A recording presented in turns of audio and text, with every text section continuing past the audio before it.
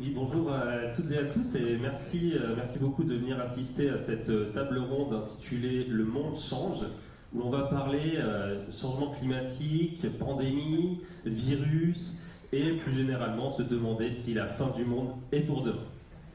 Alors partez pas tout de suite s'il vous plaît parce qu'on va quand même essayer d'évoquer quelques solutions pour faire face, essayer de comprendre comment les scientifiques, comment les artistes peuvent s'emparer de ces thématiques.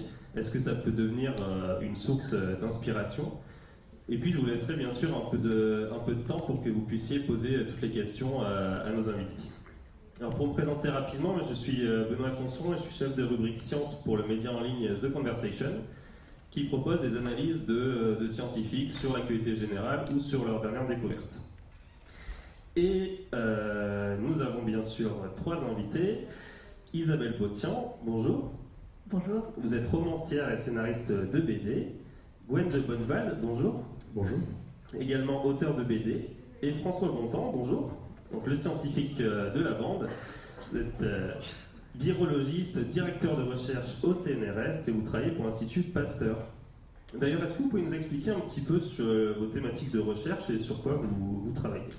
Alors, je vais m'excuser, en fait, j'en profite, dans la mesure où ce dont on va parler aujourd'hui n'est absolument pas mon champ de spécialité. Moi, je fais ce qu'on appelle de la virologie structurale, c'est-à-dire d'essayer de comprendre les propriétés des molécules biologiques dans leur ensemble et des molécules biologiques qu'on trouve dans les virus plus particulièrement, en termes de structure, de géométrie dans l'espace, la façon dont elles sont organisées, elles ont une forme, elles se reconnaissent les unes les autres, ça provoque des changements de forme, ça provoque des effets sur, etc.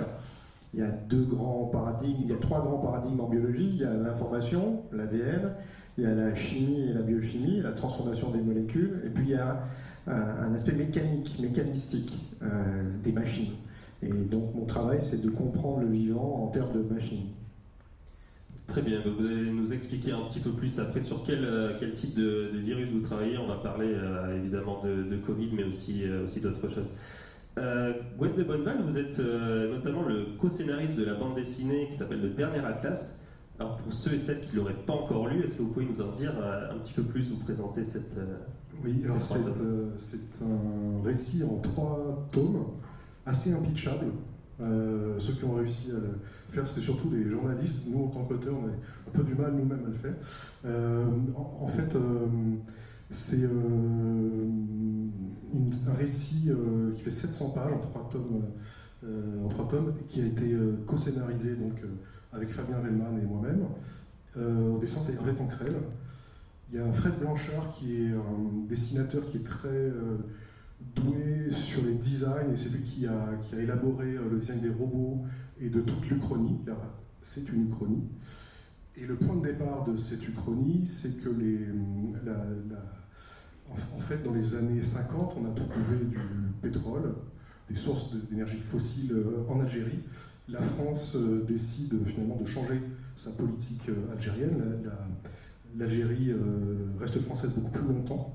Et l'argument de départ, c'est aussi que le général de Gaulle, pour reconstruire la France, utilise des robots qui sont à la fois qui ont une forme humaine, mais qui sont aussi des machines, parce que il faut reconstruire. Donc, pour nous, c'était important qu'il y ait ne serait-ce que pour l'excitation qu'on avait à faire des robots qui ressemblaient à des humains. C'est toujours mieux quand il y a des robots gérants, de toute façon. Voilà. Toujours ça. Mais en même temps, il fallait qu'ils soient fonctionnels. Et c'était tout l'apport de Fred Blanchard qui est très fort là-dessus pour nous donner des trucs qui permettaient d'y croire un petit peu. Est-ce que c'est par hasard qu'il y a une convergence avec ceux de Miyazaki? Je ne sais pas s'il faut dire ça à Fred Blanchard, qui est moins un mecha japonais, mais il y a aussi Le Roi et l'Oiseau. Il y a un mélange de tout ça. En fait, c'est une série qui est à la fois un polar, un thriller, et une uchronie, et on le verra au fur et à mesure de la lecture, et c'est un peu difficile de divulgacher, mais qui a un rapport avec notre façon, nous les humains, d'habiter le monde. Voilà. Et petit à petit, on se rend compte pourquoi. Oui, ce sera l'occasion aussi d'évoquer le changement climatique. Et d'ailleurs, Isabelle Bautian, vous avez, vous, écrit un roman qui s'appelle Zone Tampon. Et alors là, vous imaginez un monde sur lequel s'est abattue la catastrophe climatique. Est-ce que vous pouvez nous en dire un peu plus ? Alors c'est un roman post-effondrement climatique où en gros j'ai pris des prédictions, j'ai compulsé un peu les prédictions quant au très probable effondrement de sociétés qui risque de se produire, et j'ai pas pris les plus optimistes. Et en fait, je voulais parler à la fois de comment on en est arrivé là, et donc du coup comment on peut risquer d'en arriver là, et aussi quelles sont les solutions de reconstruction, sachant que les solutions de reconstruction, c'est, pour rejoindre la thématique de la conférence, c'est justement des changements sociétaux, parce que le changement climatique, c'est le symptôme d'un problème, c'est pas le problème lui-même, et tous les spécialistes s'accordent à dire que c'est des changements structurels et des changements de société, des changements politiques globaux qu'il faut mettre en place pour lutter contre ça. Et donc je discute pas mal. Alors c'est un roman d'aventure aussi avec des héros quand même assez jeunes. L'idée, alors il est classé en young adult, mais en fait c'est tout public. Je voulais parler à des gens assez jeunes parce que c'est eux qui risquent de se retrouver à gérer ce problème, même si on essaie de commencer. Et ça parle pas mal de quels sont les systèmes politiques les plus résilients, quelles sont leurs limites, quels sont les sacrifices qu'il faut faire, même pour des choses qui peuvent paraître très tolérantes, très à gauche, très respectueuses, très humanistes. Quels sont les sacrifices qui sont faits aussi pour mettre ces politiques en place, et à contrario, les systèmes qui vont être peut-être plus fascisants, on va dire, pas forcément violents et tout, mais très policés et tout ça, quelles sont les raisons pour lesquelles ces systèmes se sont mis en place et ont fonctionné à un moment donné. Donc voilà. Est-ce que vous, en tant qu'artiste, donc scénariste et écrivaine, vous sentez une âme aussi un petit peu de lanceuse d'alerte là, sur ces thématiques? On peut aller jusque-là ou... Je pense, j'ai l'impression que les scientifiques lancent déjà bien l'alerte, mais peut-être qu'on écoute plus les saltimbanques que les scientifiques, malheureusement. Donc j'ai essayé d'être vraiment assez rigoureuse scientifiquement, sachant qu'on est sur de la fiction spéculative, donc forcément il y a une grande part d'imaginaire.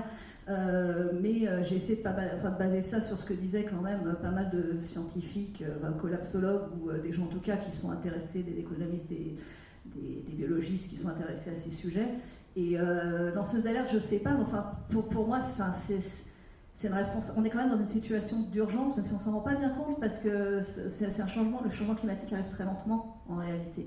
Et on a le temps de s'adapter petit à petit, de tolérer des petits changements qui nous auraient semblé peut-être intolérables il y a quelques années, mais qui se font très progressivement. Vous savez, c'est la métaphore du poulet, je crois, ou de la grenouille que vous mettez dans une... Ça marche avec un poulet aussi. Une grenouille que vous mettez dans une bassine d'eau froide et vous augmentez la température progressivement et elle va se laisser cramer, alors que si vous l'avez mise direct dans l'eau chaude, elle sortirait d'un coup.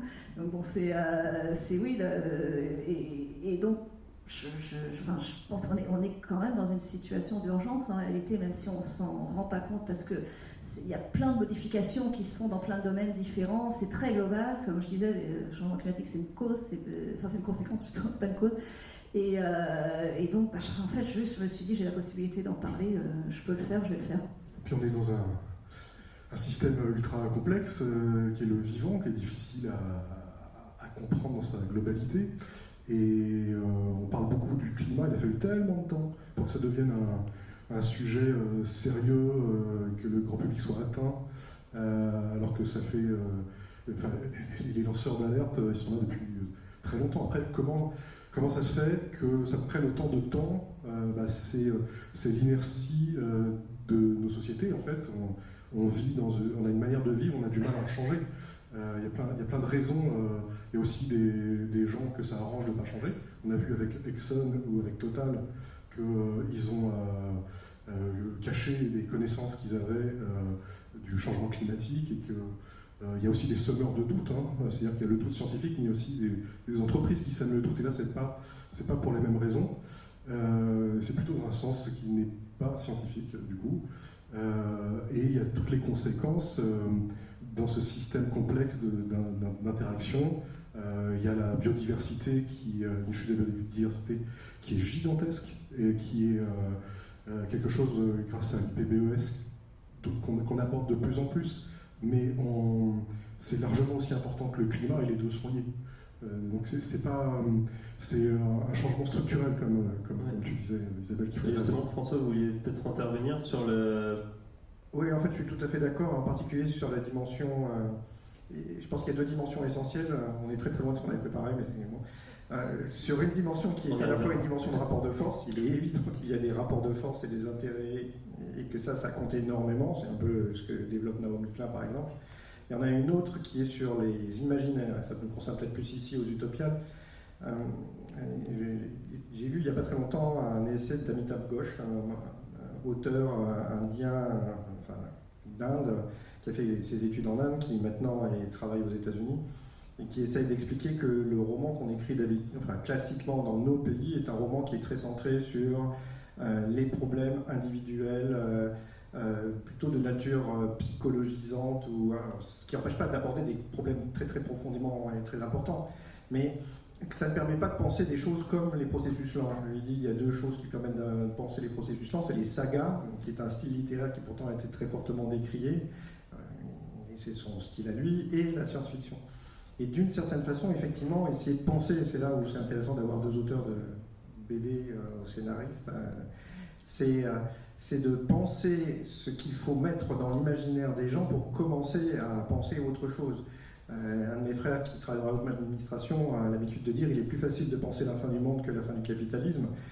Ça signifie qu'effectivement, pour les gens qui sont dans les sphères du pouvoir, ils sont tétanisés par l'idée de se dire que peut-on imaginer d'autre. C'est pas un problème trivial. Je veux dire, essayer d'imaginer une société qui ne soit pas une société capitaliste, qui ne soit pas une société de croissance, c'est horriblement compliqué parce que ça fait péter à peu près tous les consensus sur lesquels nous vivons. Nous vivons sur un modèle social qui permet de favoriser normalement tout le monde en tire son bénéfice, parce que c'est un modèle de redistribution fondé sur la croissance. On détruit ça, personne n'a la moindre idée de la façon dont on peut imaginer un monde comme cela. Il y a Donc, des gens qui l'étudient. pas tant que ça. Il y avait justement, je vais me rappeler de son nom, Elinor Ostrom, oui, prix Nobel d'économie, qui a travaillé notamment, co-prix Nobel d'économie, elle le partageait avec quelqu'un, qui a travaillé sur notamment des systèmes qui sont très axés sur la collectivisation des biens. Et la collectivisation de certains biens, on ne parle pas d'idéologie communiste ou de choses comme ça, et elle a étudié plusieurs sociétés qui sont quand même en général des sociétés relativement petites, mais qui sont des vraies sociétés construites, et elle a essayé de dégager ce qui fonctionnait dans ces cas-là. Donc elle a fait 8 points, donc je n'ai évidemment pas en tête, mais vous pouvez chercher Elinor Ostrom, et elle montre, il y avait notamment, il y a tout un système de rationalisation de ces biens. Les biens qui sont mis en commun doivent être des biens qui correspondent très précisément aux tâches de cette société. Ou à certaines tâches qui nécessitent ça, où elles vont, les gens qui entretiennent ces biens doivent être eux-mêmes intéressés dans le fait que ces biens fonctionnent correctement. Il y a plein de choses comme ça, donc effectivement, ils ne sont pas très nombreux, mais il y a quand même des gens et des scientifiques qui étudient d'autres modèles de société. Alors après, encore une fois, chaque modèle de société favorise certaines choses et fait certains sacrifices. Mais c'est vrai que, comme tu disais, pour nous, c'est tellement la norme, en fait, ce modèle fondé sur la croissance, que même si idéologiquement, on n'est pas forcément pour, on a du mal à se projeter. Et je pense qu'effectivement, un des rôles des artistes, au-delà du lanceur d'alerte, c'est d'essayer de changer un peu la norme, de changer le paradigme, de proposer d'autres normes. Ouais. Puis la décroissance, c'est pas la récession. La décroissance, quand on en parle, surtout les gens qui sont contre, après peut-être faudrait trouver d'autres termes, on parle aussi de post-croissance, voilà, il y a d'autres termes peut-être à trouver pour pas avoir cette réactance un peu trop forte de gens qui s'accrochent à leur pouvoir. Mais la récession, on est dans le même modèle et tout est moins bien.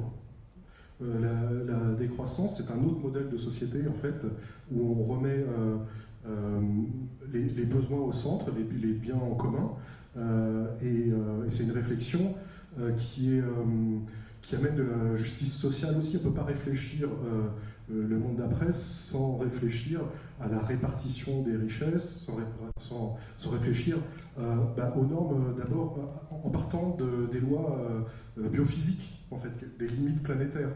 Et c'est à partir des limites planétaires qu'on devrait établir ce qui est possible dans la société, et ne pas partir du postulat qui est notre culture commune, occidentale, je précise, si elle est dominante aujourd'hui. Notre culture, c'est de penser que le monde est illimité et que nos libertés sont totales dans ce monde illimité. Et alors, changer cette façon de penser, c'est compliqué. Et on a commencé, moi j'ai vu quand même qu'il y a quelques années, aux Utopias, c'était pas toujours facile d'avoir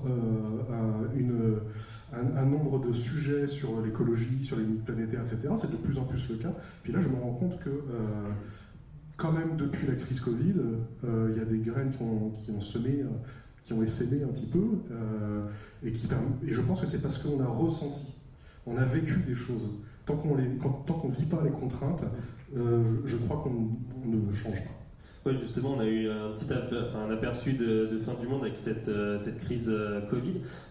François, est-ce que vous avez le sentiment, en tant que virologiste, qu'elle est peut-être due au changement climatique, à une trop grosse empreinte de l'homme sur le vivant, sur la faune sauvage?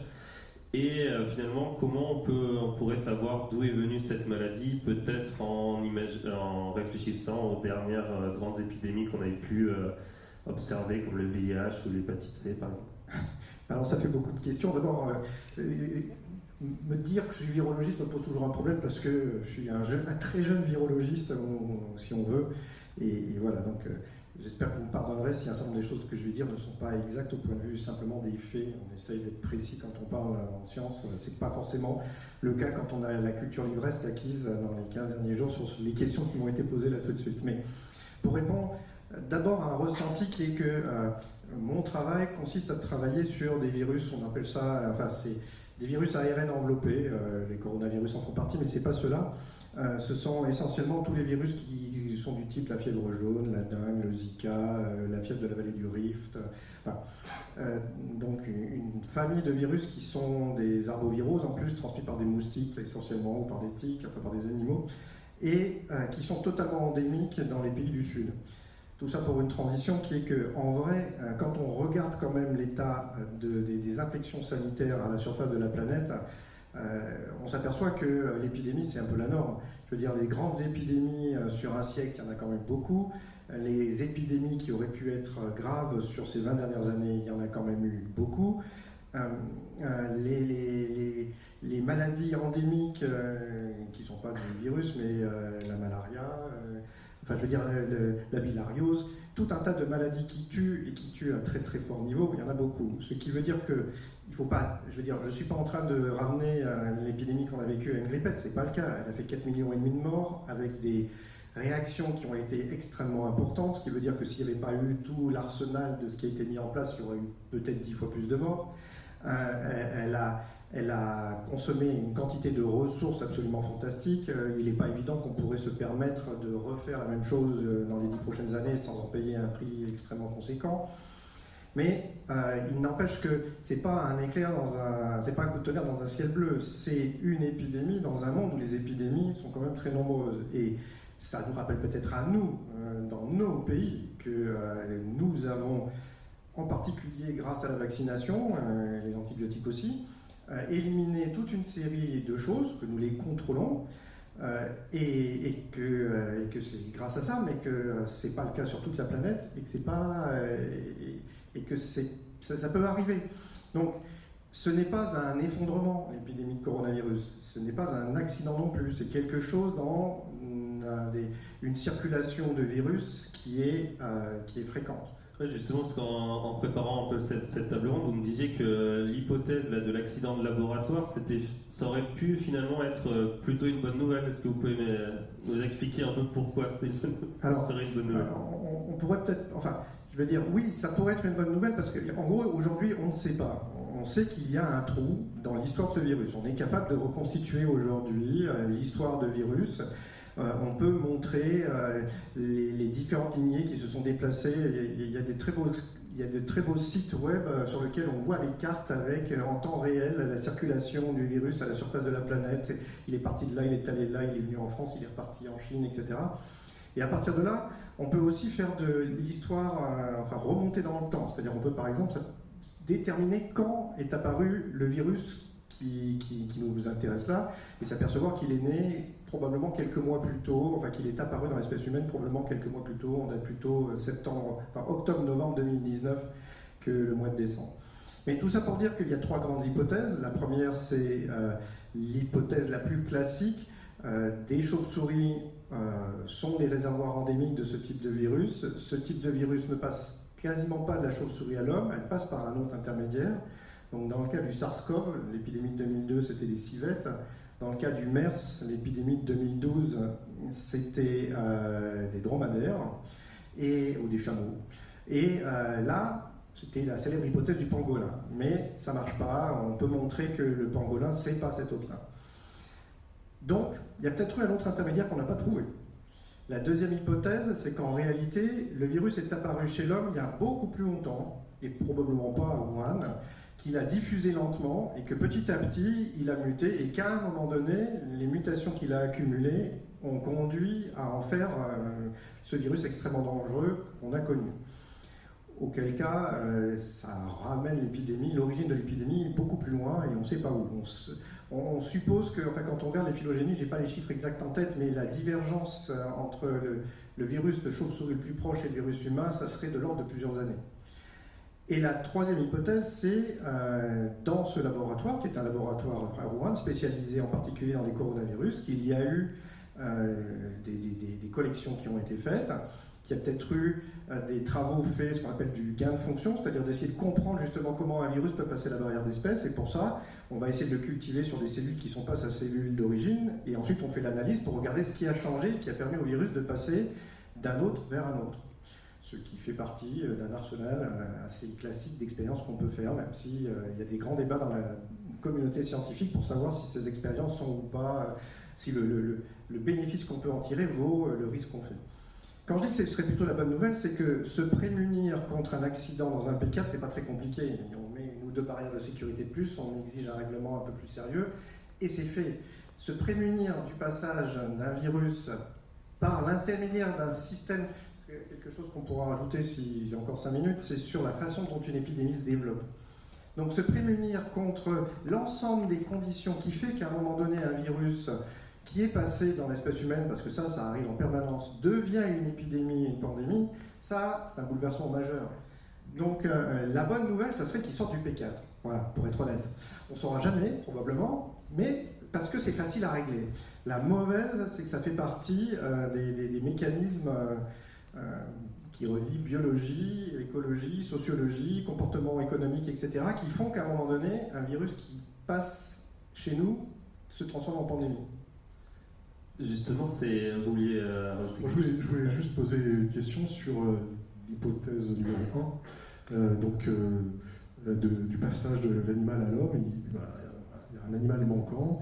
Est-ce qu'on parle des zoonoses, mais est-ce que ça ne peut pas aussi venir de l'élevage industriel ? Si, sûrement, parce que, enfin bon, si je peux faire une digression, on a évoqué l'hépatite C et le sida, c'est pas par hasard, c'est que ça fait partie de 2 épidémies sur lesquelles on a énormément travaillé, c'est des travaux sur le sida, c'est quelqu'un qui s'appelle Jacques Pépin, et l'hépatite C, c'est quelqu'un Jacques Pépin est un médecin et un chercheur canadien, et l'hépatite C, c'est des travaux de quelqu'un qui s'appelle Guillaume Lachenal et qui est professeur à Sciences Po. Et ils ont essayé de montrer comment ces 2 épidémies étaient passées chez nous. L'épidémie du sida, contrairement à ce qu'on pense, c'est pas né dans les années 80, enfin, on l'a découvert dans les années 80. L'épidémie a commencé à Kinshasa, donc à l'époque c'était Léopoldville, au Congo belge à l'époque, dans les années 1920. Et la chose surprenante, c'est qu'on connaît plusieurs virus du sida, qui se sont tous à peu près fixés à Kinshasa au même moment. Et ça pose une question, c'est que l'hypothèse de quelqu'un qui va dans la brousse, qui se fait mordre par un singe, ou qui mange un viande de singe, et qui ramène le sida, on devrait avoir une entrée continue de virus. Ce qui veut dire que c'est bien ça le point de départ, mais que ça ne suffit pas. Il faut quelque chose pour expliquer qu'à un moment donné, ça se transforme en épidémie. Et l'hépatite C, c'est à peu près la même chose. Il y a 2 endroits où il y a de l'hépatite C de façon remarquable. C'est en Égypte. La moitié des gens de plus de 40 ans sont infectés par le virus d'hépatite C. C'est une endémicité absolument phénoménale. Et en Égypte, on sait que c'est lié à une recrudescence de la bilhariose, donc qui est une maladie liée à un parasite qui vit dans l'eau, elle-même due à la construction du barrage d'Assouan. Donc le barrage d'Assouan a apporté beaucoup de choses, mais en même temps, il a augmenté le cas de bilhariose. Face à la bilhariose, on a fait des injections massives aux gens d'antimoine, qui est une molécule qui permet de contrôler le parasite, et pour ça, on a utilisé des aiguilles non jetables. Enfin, on a réutilisé des aiguilles, et on a comme ça favorisé la dispersion du virus. Et il semble que l'hépatite C au Cameroun et le sida au Congo belge, c'est la même époque, 1920, et c'est lié à tout l'effort paradoxal de la médecine coloniale pour éradiquer toute une série de maladies sur place.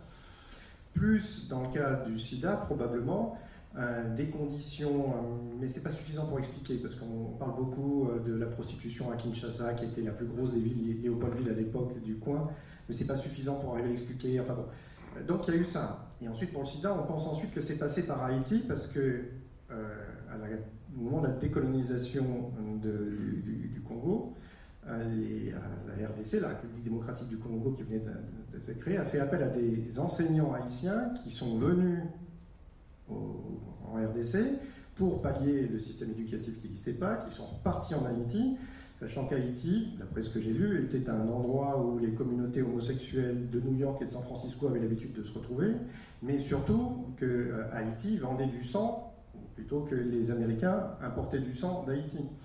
Donc, c'est pour dire que face à l'hypothèse initiale qui est que le virus passe d'un animal chez l'homme, cette hypothèse qui est parfois un peu romantique, il faudrait laisser la nature tranquille et il n'y aurait pas de souci, ou au contraire c'est parce qu'on est allé dans la nature et que voilà.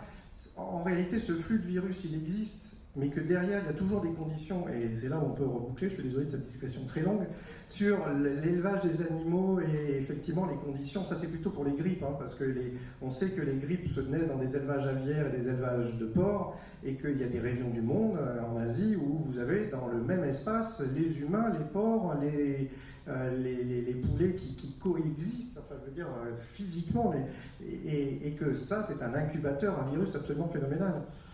Mais la question c'est comment on fait une fois qu'on a dit ça, parce que bon, on va pas aller expliquer à tous ces gens-là qu'il faut qu'ils arrêtent de vivre sous prétexte qu'on va pas vivre. Justement, d'un point de vue artistique, là je m'adresse à Isabelle et Gwen sur toutes ces crises là qu'on peut avoir, ce réchauffement climatique, Covid, etc.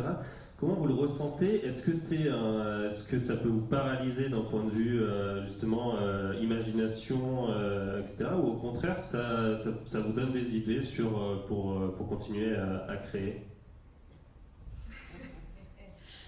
Alors, non, c'est pas paralysant, c'est plutôt inspirant. Après, sur ces thématiques-là spécifiques, moi j'ai pas spécialement écrit là-dessus. Mais non, au contraire, je trouve ça plutôt inspirant. Et puis on peut rejoindre sur ce qu'on avait commencé à aborder sur la responsabilité de l'artiste. Il y a des gens qui font de la très bonne vulgarisation scientifique, mais le biais de la fiction, et notamment le biais de la fiction populaire, a une vraie, traditionnellement, une vraie valeur éducative, même si le terme est peut-être un peu connoté, mais en tout cas de transmission de savoir, de transmission d'interrogation, de transmission de solutions, si jamais on a eu la chance d'avoir un embryon d'idées de solutions.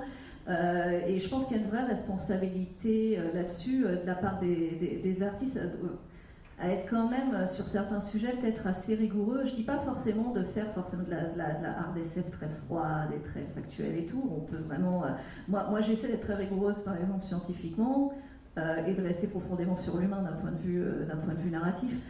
Mais je pense qu'on a vraiment à cette ère de post-vérité, de fake news et tout, comme on dit, je pense qu'on a une certaine responsabilité, pas forcément à ne pas s'écarter de la réalité scientifique, mais à être assez clair quand on le fait, plutôt essayer de bien se positionner de ce point de vue-là. Sur ces sujets-là, je pense que si je devais écrire un livre sur ces sujets, j'essaierais quand même d'être...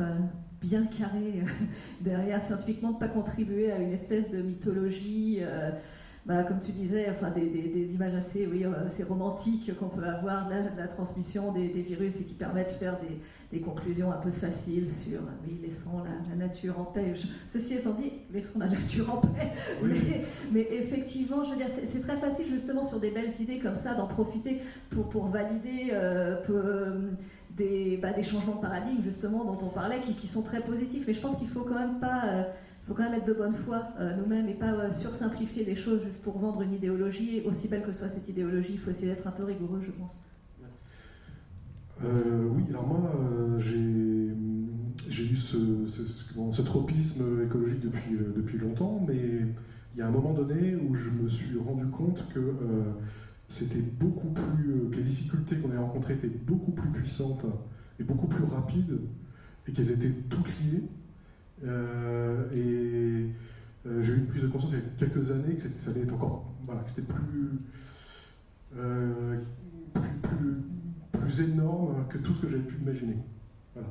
J'ai, pendant un moment, on va dire quasiment 2 ans, été comme le lapin dans les phares de la voiture, pris dans des angoisses existentielles qu'on appelle d'éco-anxiété aujourd'hui. Ouais.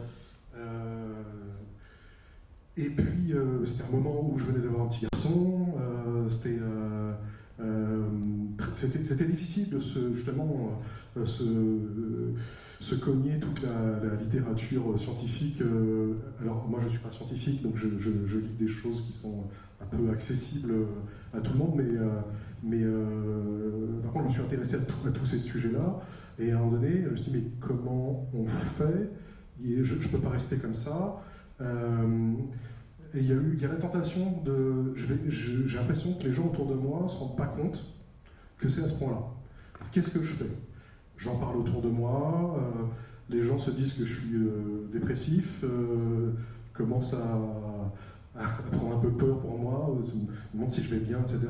Puis au bout d'un moment, en fait, il ne faut pas alerter de manière heurtée ou violente. Il y a un moment donné où simplement discuter avec les gens et leur dire il y a ceci qui existe, tu peux aller voir Elinor Ostrom, tu peux aller voir je sais pas, Lewis Mumford pour le municipalisme libertaire, tu peux aller voir. Il y a des solutions il y a des réponses, pas des solutions, parce que pour moi les solutions c'est comme si on voulait apporter rétablir le monde tel qu'il est alors qu'il n'est pas viable. Voilà. Donc simplement, ce que je voulais dire, c'est que petit à petit, en discutant de façon très concrète avec les gens, en conseillant des lectures, en échangeant, ce qui est un petit peu tout le contraire de notre société qui antagonise, mais justement, il ne faut pas se laisser prendre par cette hystérie-là. Il faut essayer de redescendre un petit peu, échanger sur... refaire débat, en fait, en respectant les gens qui sont en face de nous. C'est très difficile actuellement. Vraiment, je crois que... Il faut être héroïque pour ça, vraiment, je pense.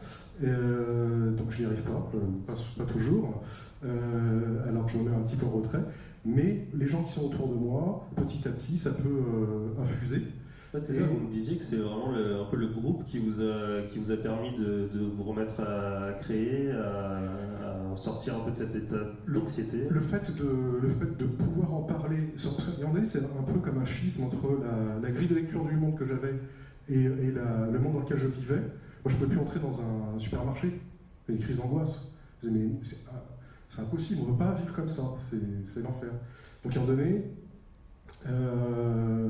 petit à petit, je n'ai pas changé mon avis là-dessus, mais je me suis habitué au fait que ces informations-là, elles sont de plus en plus partagées.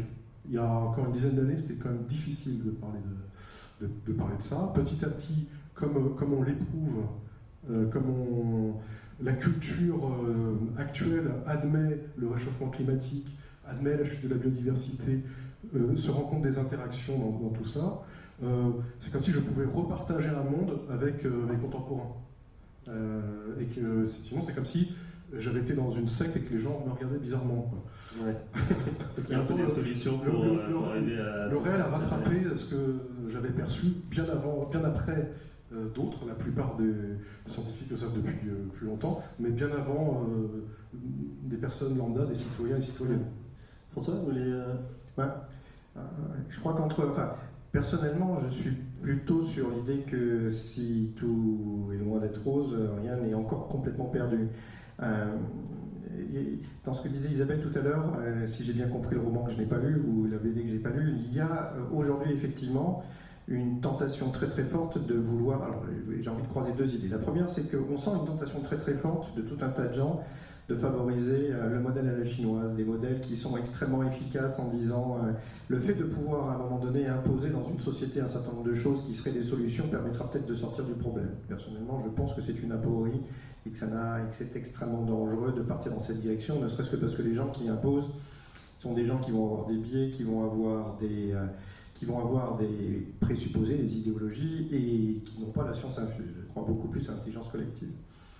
La deuxième, c'est que, toujours en prenant peut-être cette idée du virus du sida, dans l'article qu'il écrit, Guillaume Lachenal explique que ce qui est intéressant aussi de voir, c'est qu'au moment où la médecine coloniale française, au Cameroun en particulier, a mis en place toutes ces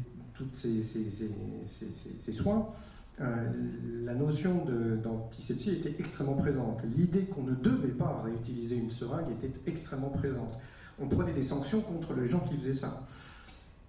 Donc, je veux dire, ce n'est pas un accident lié à une méconnaissance. Il y a eu des cas, il cite un cas de gangrène, 300 personnes qui ont été atteintes de gangrène, 50 qui sont mortes, qui sont suivies par une remise en cause, par tout un tas de choses liées à l'utilisation d'une seringue unique.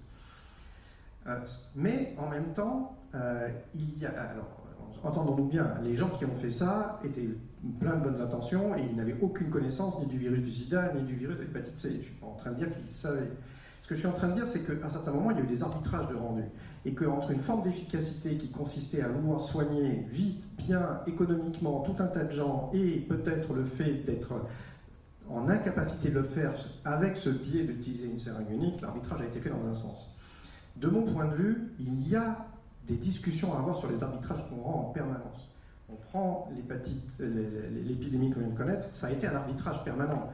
On pourrait le redécortiquer pas à pas. Et en gros, la ligne d'arbitrage qui a été prise en France, c'est de rester sur le front de la bascule de l'hôpital dans la médecine de guerre. En gros, on tient l'hôpital, la ligne qui a permis de décider des mesures qui ont été prises, c'était l'hôpital, le fait qu'il ne craque pas tout en étant au maximum de sa capacité d'utilisation.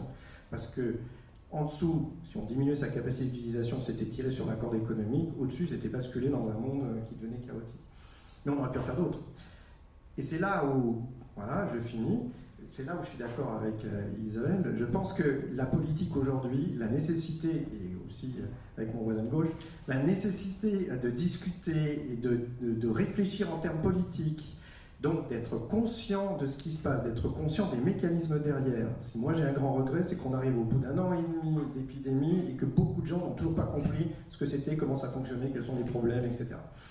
Donc, de se former, de comprendre et ensuite d'être capable d'arbitrer et de discuter des arbitrages qui sont faits et d'influer par la voie politique me paraît être absolument nécessaire si on veut éviter la grande catastrophe finale. Justement, il nous reste un petit quart d'heure, donc on va mettre en pratique cela, on va ouvrir la discussion à notre public. La question que vous avez posée tout à l'heure sur est-ce que ça vous bloque dans la créativité, dans l'imagination ou pas, enfin, je voulais poursuivre cette question-là. Que je suis un peu partagé là-dessus. D'un côté, j'écoutais cette semaine quelqu'un qui avait travaillé sur l'avenir d'une station de ski qui justement, où le ski n'est plus l'avenir de cette station. Et il y avait ce truc de tant qu'on n'est pas arrivé au moment de bascule où on se dit bah ouais, c'est plus possible, ça marchera pas. Bah, du coup, on reste tout le temps dans la perpétuation de notre récit ordinaire et finalement, on n'imagine rien d'autre, quoi. Et il n'y a qu'une fois confronté à cette contrainte que la contrainte devient créatrice et permet d'ouvrir le champ et de dire qu'il faut imaginer autre chose. Et d'un autre côté, il y a ce que vous disiez sur le fait que tant que les gens, on ne leur donne pas des perspectives d'on peut faire autrement, bah, ils vont rester arc-boutés sur leur vision actuelle parce que c'est trop l'angoisse de basculer dans le néant, quoi. Donc du coup, je suis partagé entre ces deux visions. Je trouve un truc intéressant que disait Gwen, c'était quand on a appris la réalité des choses, c'est vrai qu'on a envie d'en parler aux gens, mais tout de suite on va passer pour un cinglé, alors qu'on va passer pour un cinglé en répétant des faits qui sont connus depuis facilement 40 ans. C'est vérifiable totalement. C'est des faits totalement vérifiables. Mais moi, quelque chose que j'ai entendu, c'est plus dans le milieu du scepticisme scientifique et du doute critique et tout ça, un truc qu'on dit, c'est la première chose à comprendre quand on veut se lancer là-dedans, c'est que les gens ne vont pas être convaincus par les faits.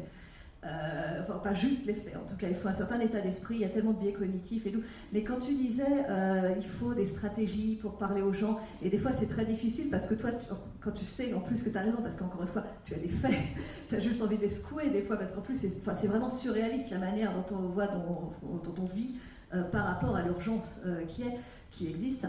Moi je trouve qu'il y a un truc intéressant dans la fiction.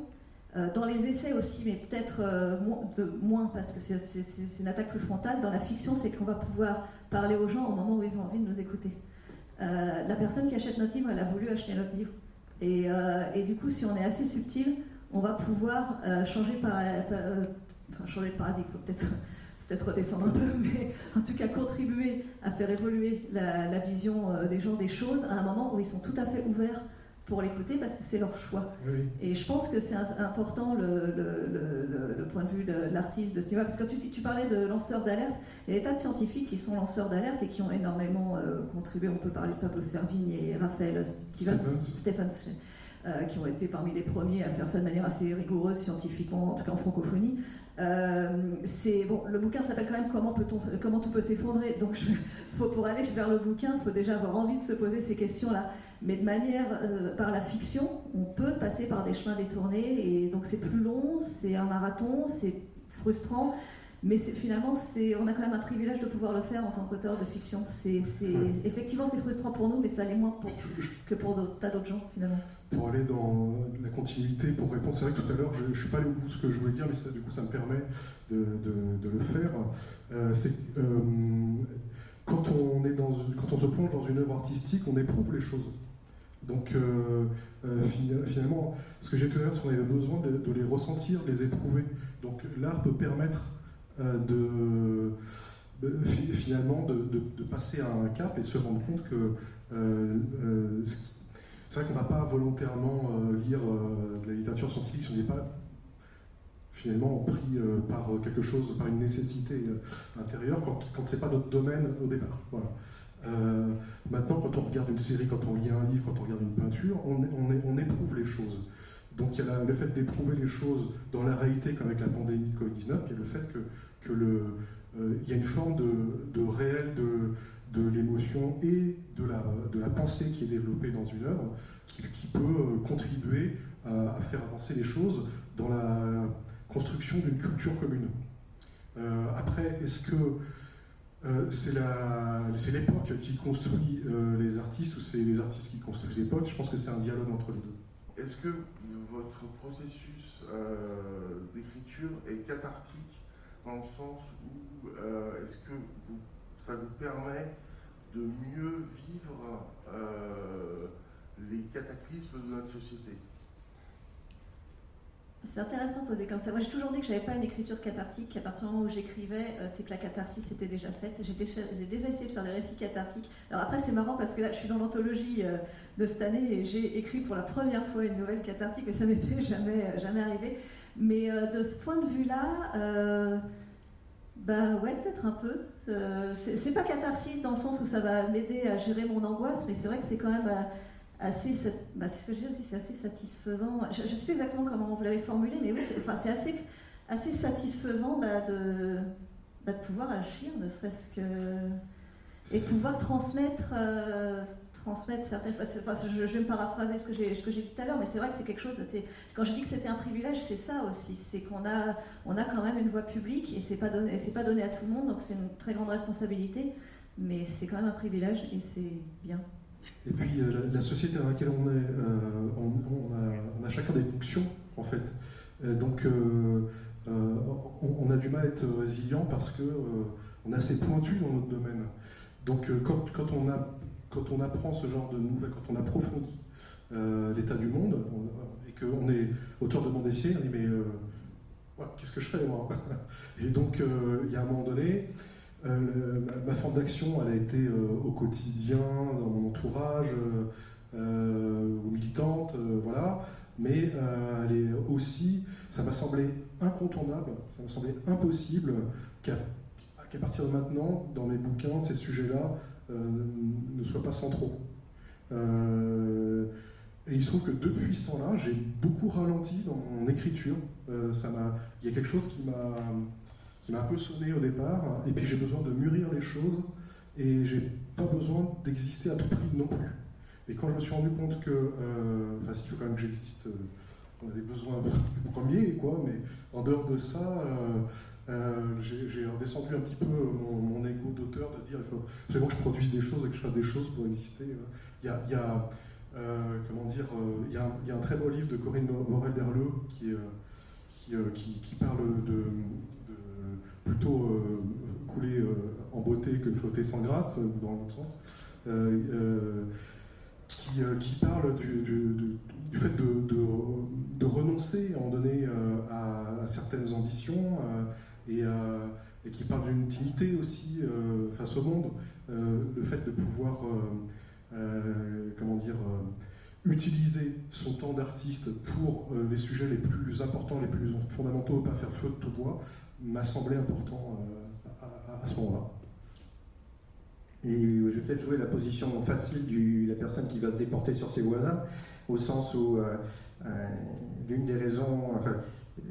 je suis très très promoteur du fait que l'Institut Pasteur devienne un partenaire des Utopiales, parce que je pense qu'effectivement aujourd'hui la science a besoin d'un récit, et que la science a besoin d'être médiée en particulier par la littérature. Et ça, pour répondre à votre question, j'ai envie de dire, ça va peut-être être très brutal et très méchant, que c'est pas la vraie question, parce que la vraie question c'est celle du combat. D'une certaine façon, je veux dire que chacun d'entre nous, personnellement, se pose la question de savoir quelle est sa souffrance par rapport à la situation actuelle, et quelque chose qui, effectivement, individuellement, est très important et qu'il ne faut certainement pas négliger, mais que la seule question qui compte, très honnêtement, c'est celle du combat qu'on mène. Donc c'est là que je me déporte sur mes voisins. Je pense que nous pouvons produire du savoir, des connaissances, des choses, mais que l'idéologie est toujours première. L'idéologie est première au sens où, dans un jeu de choses qu'on va construire, ce qui va être retenu va dépendre de combats idéologiques. Et que là, la littérature a une puissance phénoménale. Je parlais tout à l'heure du roman intimiste, etc. Ce roman intimiste est extrêmement utile et a extrêmement servi. C'est pour ça qu'il n'est absolument pas méprisé pour des mouvements comme MeToo, pour toute la mise en... Enfin, je pense à Delphine de Vigan, je pense à tout un tas d'auteurs ou d'autrices qui ont favorisé et qui ont mis en place ce combat féministe qui aujourd'hui est essentiel et qui en plus peut être relayé par d'autres choses. Mais en même temps, il y en a d'autres à mener. Il faut peut-être d'autres littératures, et il faut peut-être d'autres approches artistiques et littéraires pour mener ces combats, ne sont pas ce type de roman-là, et c'est là où je compte beaucoup sur mes deux voisins. On est sur une problématique globale, et effectivement, il faut peut-être essayer de la traiter de manière globale, justement, ce qui n'empêche pas d'avoir une dimension humaine, mais traiter cette globalité, cet aspect purement sociétal et complexe dans la littérature. Cette échelle-là est importante. Et puis c'est vrai que pour conclure, c'est vrai que les utopiales, c'est finalement ça, hein, des rencontres scientifiques, artistes, publics. Donc on va essayer de dialoguer tous ensemble et de trouver les meilleures solutions. Merci encore Isabelle Bautian, Gwen de Bonneval et François Bontemps pour votre temps. Merci.